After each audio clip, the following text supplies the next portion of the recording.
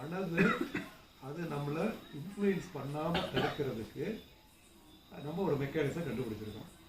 அதாவது ஒரு சோகம் வந்தால் அதுலேயே ஒரு நாள் பூரா உட்காந்து அழுதுட்டு இல்லாமையோ, அல்ல ஒரு மகிழ்ச்சி வந்தால் அது பின்னாடியே ரொம்ப ரிலேட்டடாக இல்லாமையோ, எது வந்தாலும் வரட்டும் போகட்டும்னு கன நேரத்தில் போக விடுறது தான். இல்லை, விடுறதுக்கு ஒருத்தர் கிடையாதுங்க.